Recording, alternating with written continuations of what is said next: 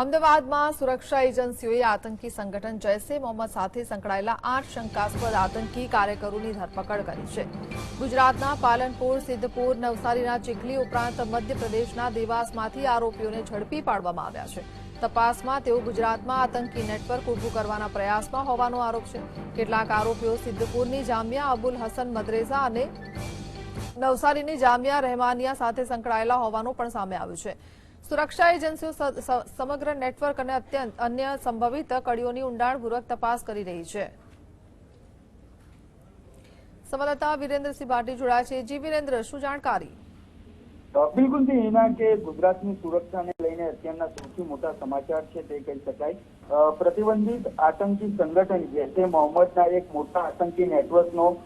સુરક્ષા એજન્સી એટલે કે એટીએસ દ્વારા એક મિશન છે તે પાર પાડવામાં આવ્યું અને એટીએસ પાસેથી જે સત્તાવાર માહિતી મળી રહી છે તે મુજબ જો વાત કરવામાં આવે હિના તો ગુજરાત અને મધ્યપ્રદેશના અલગ અલગ જિલ્લાઓમાંથી કુલ 8 જેટલા આતંકીઓની ધરપકડ છે તે કરવામાં આવી છે અને આ તમામ જે આતંકીઓ છે તે જૈશ-એ મોહમ્મદ વતી ગુજરાતમાં એક એક્ટિવ સ્લીપર સેલ અથવા તો કહી શકાય કે આખું આતંકી નેટવર્ક છે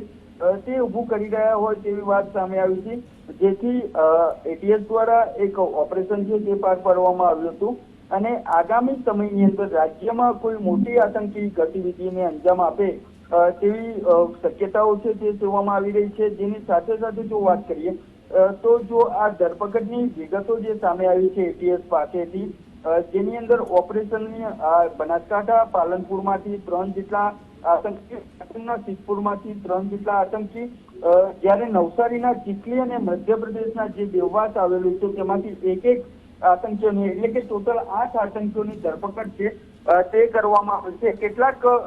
આરોપીઓ જે છે તેની અંદર સિદ્ધપુરની જામિયા અબુલ હસન જે મદ્રેસા આવેલી છે અને નવસારીની જામિયા રહેમાનિયા જે મદ્રેસા છે તેની સાથે સંકળાયેલા હોવાનું જાણવા મળી રહ્યું છે અને આ ઝડપાયેલા જે આતંકીઓ છે તે 18-19 વર્ષથી લઈને 40 વર્ષ સુધીના મોફતી ફૈઝાન ઇસ્માઇલ સુધીના સામે આવ્યું છે અને તદુપરાંત આ તમામ લોકો જે છે તે પોતાના ગુપ્ત નામો છે તે રાખી રહ્યા હતા। જે ગુપ્ત નામોની જો વાત કરવામાં આવે તો અબુ ઉબેદા, અબુ હમઝા, ઇબ્ને અમ્માર અને અબુ દુઝા નામના જેવા કોડનેમ છે તે આ લોકો રાખીને પાકિસ્તાનથી જે હેન્ડલરો હોય છે તેમના સંપર્કમાં રહીને કટ્ટરપંથી ફેલાવી રહ્યા હોય તેવી વાત સામે આવી છે અને આ તમામ લોકોની પૂછપરછ છે તે શરૂ કરવામાં આવી હતી અને તેમના પાસેથી હથિયારો કે વિસ્ફોટક મળ્યા છે કે નહીં તેની હજી સુધી સત્તાવાર જાહેરાત છે તે નથી કરવામાં આવી। હાલમાં આ તમામ જે આતંકીઓ છે તેમની સઘન પૂછપરછ છે તે શરૂ કરવામાં આવી છે અને આ તમામ 8 આતંકીઓને નામદાર કોર્ટ સમક્ષ રજૂ કરવામાં આવશે અને રજૂ કર્યા બાદ તેમના રિમાન્ડ મેળવીને વધુ પૂછપરછ શરૂ કરવામાં આવશે। સૌથી મોટી એના વાત કહેવામાં આવે તો આ જૈશ-એ મોહમ્મદના જે 8 જેટલા આતંકીઓ ઝડપાયા છે તે ગુજરાત, મધ્યપ્રદેશની અંદર ઓપરેશન છે તે કયા પાર પાડવામાં આવ્યા હતા, તેમની સાથે સાથે અન્ય કેટલા શખ્સો જોડાયેલા છે તે દિશામાં તપાસ હાથ ધરવામાં આવી છે અને તેમના દ્વારા કોઈ જગ્યાની રેકી કરવામાં આવી હતી કે નહીં તેની સાથે સાથે તેમના દ્વારા કોઈ સ્લીપર સેલ તૈયાર કરવામાં આવી રહ્યા હતા કે નહીં તે તમામ દિશાની અંદર ગુજરાત એટીએસ દ્વારા તપાસ શરૂ કરવામાં આવી છે। જી, આભાર।